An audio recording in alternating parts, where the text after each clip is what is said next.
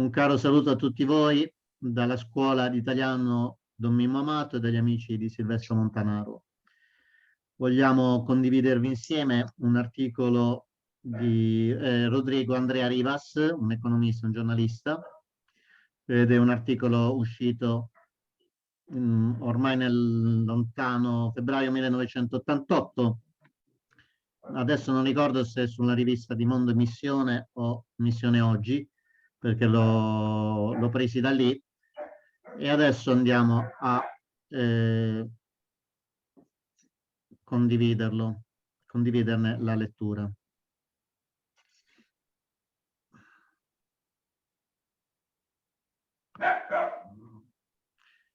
Globalizzazione dell'economia e delle finanze, al servizio del capitale. La ricchezza del mondo è cresciuta, ma il capitale non viene investito in attività produttive, bensì in più lucrative speculazioni finanziarie. La gestione capitalistica dell'attuale crisi è tra le cause principali della disoccupazione di massa. Di Rodrigo Andrea Rivas. Milena, vuoi leggere per favore? Ma è proprio vero che c'è la crisi. Sì, ma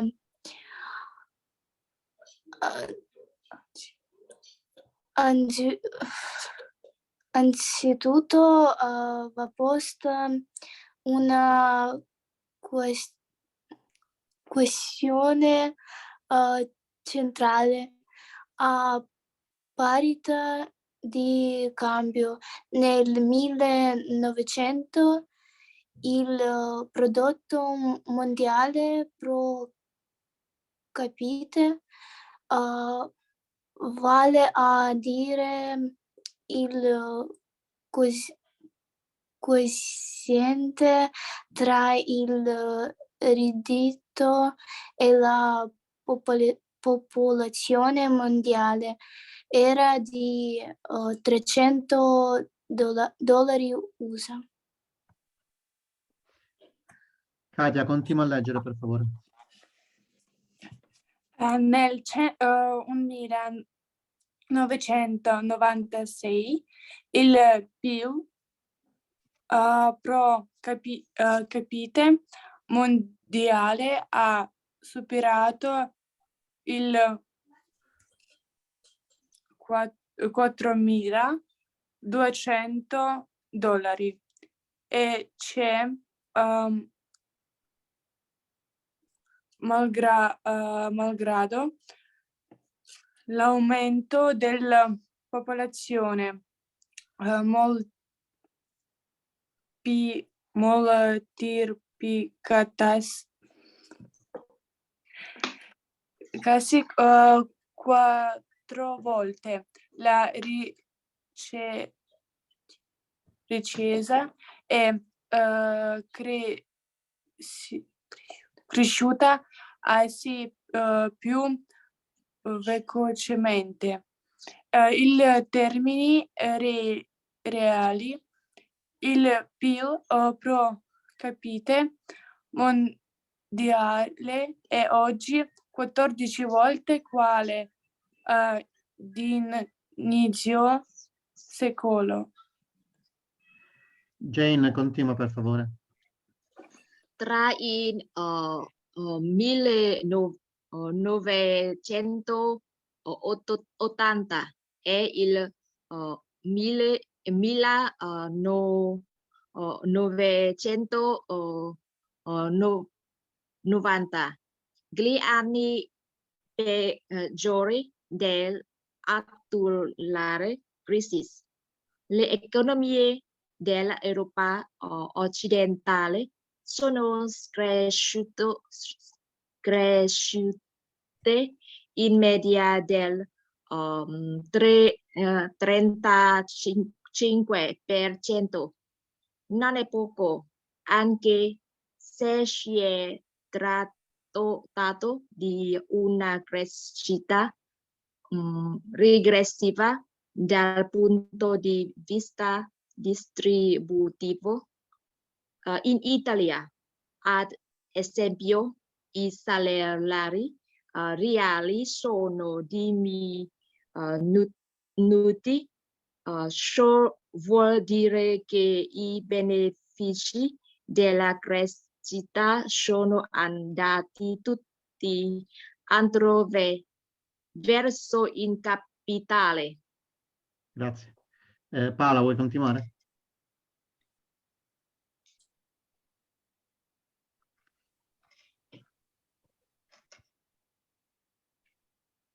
Forse è anche logico e persino desiderabile, ma è comunque evidente l'esistenza di un generalizzato pudore che impedisce di riconoscere questo fatto o semplicemente di parlarne. Sempre tra il 1985 e il 1995, nell'Europa occidentale i redditi di borsa sono aumentati del 350% in moneta costante. E mentre tra il 1992 e il 1995 la Fiat ha raddoppiato il fatturato, nel solo 1995 le assicurazioni e le banche italiane hanno raddoppiato gli utili. Insomma, il mondo non è mai stato così ricco, tanto che nel 1996 negli USA sono stati buttati via il 27% degli alimenti prodotti e nel 1997 Milano è stata circondata da cordoni di produttori di latte multati perché avevano prodotto troppo.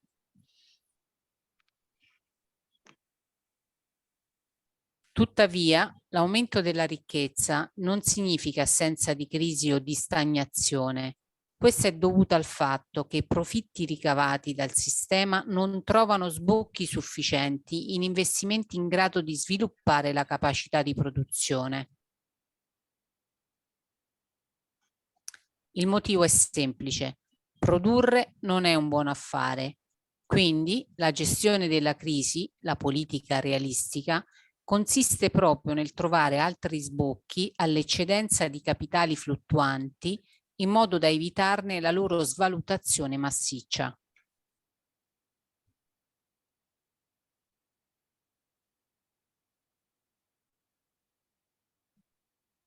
Si tratta solo di gestire, non di risolvere la situazione, perché a lungo andare una soluzione richiederebbe la modifica dei criteri sociali che regolano la ripartizione del reddito e del consumo e ispirano le decisioni di investimento, e cioè un altro progetto sociale coerente. Viceversa, la gestione necessariamente produce conseguenze come la disoccupazione di massa.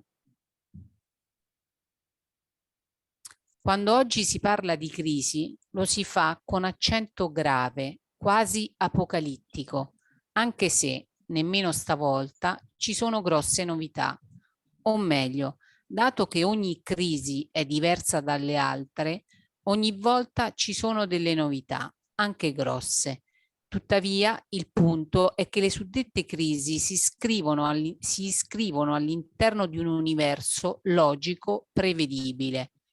La natura stessa del sistema capitalistico lo porta a crisi ricorrenti, seguite da relativi momenti di ripresa, crisi sistemiche vere, non apocalittiche. Facciamo un esempio. Alla fine dell'Ottocento il mondo si trovò davanti alla seconda rivoluzione industriale e, come avviene in ogni fase di trasformazioni sistemiche, comparve la crisi. Nuovi prodotti con effetti dirompenti, chimica, acciai speciali, farmaceutica, la riorganizzazione del lavoro, innovazioni tecnologiche e nuovi mezzi di comunicazione, ferrovie, telegrafo, telefono, l'apertura delle industrie verso il mercato mondiale, e cioè la delocalizzazione e globalizzazione dell'economia, le cui dimensioni furono quantitativamente superiori al fenomeno odierno. Anche gli investimenti all'estero sempre alla ricerca di maggiori tassi di profitto, conoscevano un'espansione percentualmente superiore a quella odierna. E perché c'era la crisi, il lavoro cominciò a scarseggiare. Ci fu quindi una forte emigrazione solo tra il 1885 e il 1900. Nel porto di Buenos Aires si registrò ufficialmente l'arrivo di oltre 5 milioni di italiani, oltre 900 al giorno, domeniche e festivi compresi, per 15 anni. E non erano gli unici ad arrivare. Complessivamente tra il 1880 e il 1900 36 milioni di europei, tra cui molti di lingua tedesca, dovettero abbandonare il continente. A loro si aggiunsero le migrazioni interne. In Francia si formarono le ronde di quartiere per scacciare i maccaroni, ospiti indesiderati o maccaroni. Il capitale si sposta alla ricerca di utilizzi più proficui, il che ci costringe a entrare nella distinzione tra capitale produttivo e capitale finanziario.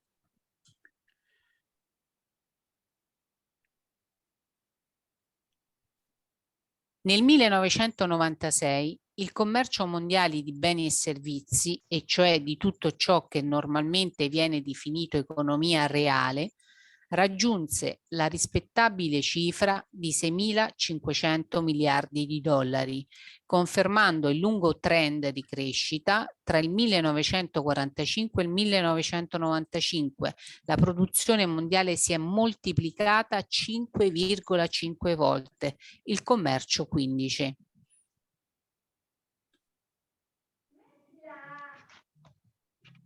Sempre nel 1996 lo scambio finanziario quotidiano è stato calcolato in circa 1.500 miliardi di dollari, scambio cioè di monete, banconote, azioni, fax, ovvero sia nel 1996 ogni 4 giorni si sono scambiati i valori finanziari equivalenti all'insieme degli scambi avvenuti nella sfera dell'economia reale durante tutto l'anno.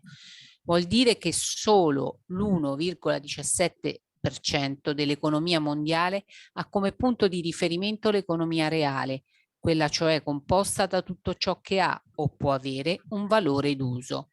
Detto in altro modo, nel 1996 a livello mondiale ogni 100 lire spese 98,83 sono state dedicate alla speculazione e 1,17 ai fini produttivi.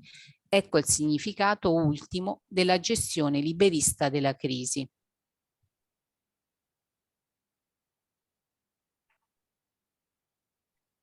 Cerchiamo di capirci meglio. Supponiamo per un attimo che vinciate 5 miliardi al Totocalcio. Escludiamo che decidiate di spartirli tra i poveri del mondo. Supponiamo invece che vogliate investirli per guadagnarne altri. Analizziamo a spanne alcune possibilità di investimento, limitandoci qui agli investimenti legali e mediamente accettabili. Primo, depositate i soldi in una banca svizzera. Non male. Ad esempio, con un interesse modesto, l'8%, un ex presidente delle Ferrovie dello Stato si era garantito 400 milioni annui, poco più di 1 milione di lire al giorno. Secondo, in solidarietà col Mezzogiorno volete aprire un'azienda a Palermo, ovviamente in piena regola. Tralasciando la presenza della mafia, questa sarebbe un'opzione da scartare. L'alto tasso di interesse praticato dalle banche rende l'operazione più costosa che altrove. Infine, la mancanza di infrastrutture adeguate influisce in modo determinante sui costi. Investendo nel Mezzogiorno, cioè, guadagnate di meno. Quindi, per decidere di fare un impianto al sud, ci sono 2 ragioni possibili. La beneficenza, comportamento poco diffuso, oppure le agevolazioni pubbliche. Terzo, comprate BOT e CCT. Abbandoniamo ogni ipotesi di tassazione. Già oggi i profitti su BOT e CCT sono modesti. In più, la garanzia concessa da uno Stato indebitato per oltre 2 milioni di miliardi può risultare meno credibile di altre. E infatti BOT e CCT rimangono appannaggio soprattutto delle banche e dei piccoli investitori. Quarto, decidete di mettere la vostra fabbrica di scarpe nel nord-est italiano del miracolo. Di fatto dovrete giocare sulla flessibilità degli orari e probabilmente lavorerete e farete lavorare tantissimo. Alla fine, se tutto va molto bene, potete guadagnare un 15% sulla somma investita, ovvero sia 750 milioni. Ma per arrivarci dovrete fare i conti con un fisco vorace che cercherà di prendervi almeno la metà. Quinto, vi affidate a un bravo consulente finanziario che gioca sulle borse di tutto il mondo. Oggi compra yen, domani vende marchi, poi un pezzo di foresta thailandese e bot di Singapore, zucchero brasiliano, pere dell'Argentina, eccetera. Il rischio è relativamente forte perché ogni tanto qualche banca crolla. Ma, dice il Sole 24 Ore, chi ha investito oculatamente si è garantito nel 1996 profitti medi del 40%. 2 anni prima, nel 1994, del 50%. Sesto, acquistate Roll Programs. Il Roll Program è una sorta di bot garantito dal Tesoro degli Stati Uniti. Sono periodici, anche più di uno al mese. Coinvolgono cifre gigantesche. Si parla sempre di miliardi di dollari. Bisogna avere tanti soldi per parteciparvi. I vostri 5 miliardi non basterebbero per farvi acquistare le quote minime. Si vendono, ad esempio, in Svizzera. Vi garantiscono come minimo un 58% di profitto sul vostro capitale investito in 366 giorni.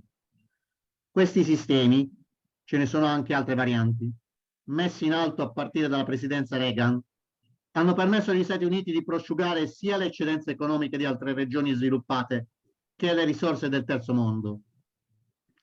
Negli anni 1980-1989 le eccedenze economiche del Giappone, della Germania e dei 4 draghi dell'Asia orientale, finite nel sistema bancario statunitense per finanziare il loro deficit pubblico, hanno rappresentato 931 miliardi di dollari, 533, 396 e 103 miliardi rispettivamente. D'altra parte, nel periodo 1982-1992, il saldo negativo dell'America Latina più l'Africa, cioè la quantità di denaro uscita da questi paesi dopo aver contabilizzato tutte le entrate, investimenti diretti, prestiti, doni, cooperazione, rimesse salariali, eccetera, e le uscite, interessi sul debito estero, fuga di capitali e rimesse delle multinazionali, è stato di 240 miliardi di dollari, per la maggior parte confluite sempre negli Stati Uniti. 240 miliardi di dollari del terzo mondo sono certamente tanti, ma un paragone storico è illuminante. Il piano Marshall, che servì a ricostruire la struttura industriale dell'Europa occidentale distrutta dalla Seconda Guerra Mondiale, costò in tutto 13 miliardi di dollari dell'epoca, 60 miliardi di dollari di oggi. Il che vuol dire che tra il 1982 e il 1992 il contributo latinoamericano-africano alla crescita economica statunitense è stato uguale a 4 piani Marshall. Tiriamo le somme per il vostro investimento. Jessica, continua per favore. Sì. Lugano è un'ottima destinazione. 400 milioni annui. Palermo non è il caso.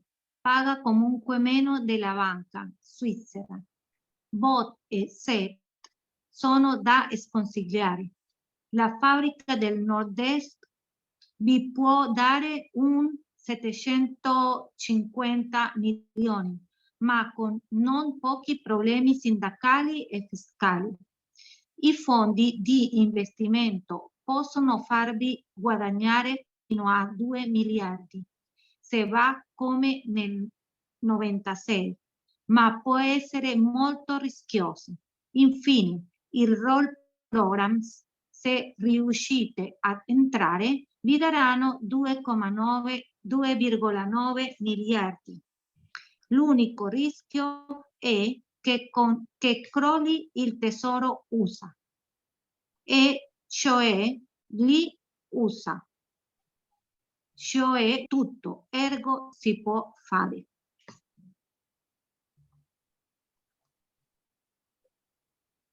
La scelta mi sembra ovvia. Aggiungo che questa operazione legale garantisce profitti superiori a buona parte dei mestieri legali legati al traffico di cocaina e assai meno rischiosa. E allora comincia a essere più chiaro perché nel 1996 a livello mondiale solo 1,17 lire ogni 100 è stata dedicata a scopi produttivi. E l'occupazione, se la vostra fabbrica di scarpe a Treviso garantiva 50 posti di lavoro, il movimento finanziario non ne crea, o quasi. Ecco perché questa gestione capitalistica della crisi è la prima causa della disoccupazione. L'occupazione che se ne dica non è una delle priorità del capitale, forse neppure per i giovani governi.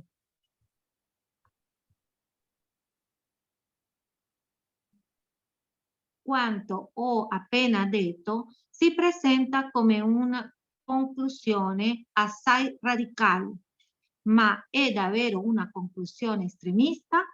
Sì, per il sistema di pensiero unico. Un certo John Maynard Keynes, padre del liberalismo moderno, scrisse che quando il capitale finanziario arriva a acquistare una posizione così predominante, se si vuole salvare la democrazia economica e politica, c'è solo una strada da seguire: l'eutanasia del capitale finanziario. Parlava della crisi del 29, stava mettendo le basi di ciò che poi si sarebbe rivelato al mondo col nome di New Deal, il programma economico del presidente Roosevelt. In verità l'espressione eutanasia del capitale finanziario suona veramente estrema. Ce n'è comunque una intera batteria di proposte meno radicali, anche se la stampa ha liberamente deciso di non parlarne affatto. Mi preme ricordare che liberalismo non è sinonimo di liberalismo. Liberismo non è sinonimo di liberalismo, ma chi glielo spiega ai tanti onorevoli e/o ministri più o meno progressisti sparsi in tutta l'Europa. Bene. Grazie. Allora, chi è il nostro autore? Rodrigo Andrea Rivas, di origine cilena, è arrivato in Italia da esule dopo il colpo di Stato di Pinochet.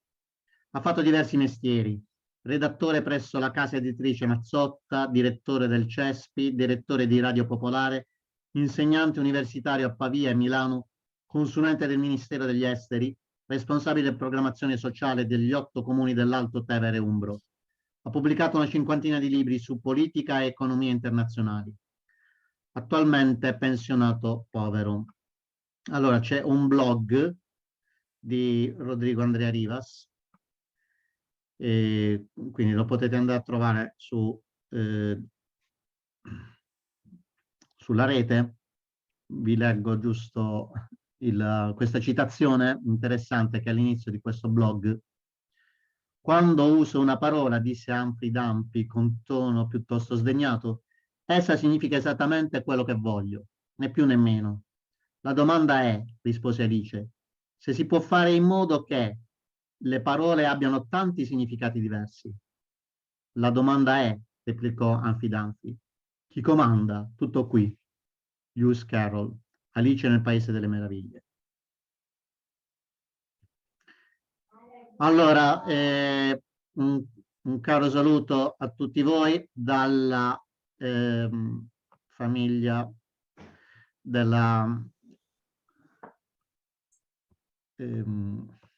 degli amici di Silvestro Montanaro e da quella della scuola di italiano L2 Don Mimmo Amato, che ha letto questo intervento. È un articolo, abbiamo letto, del 1998, si parla ancora di lire, ma estremamente attuale. Un caro saluto a tutti voi.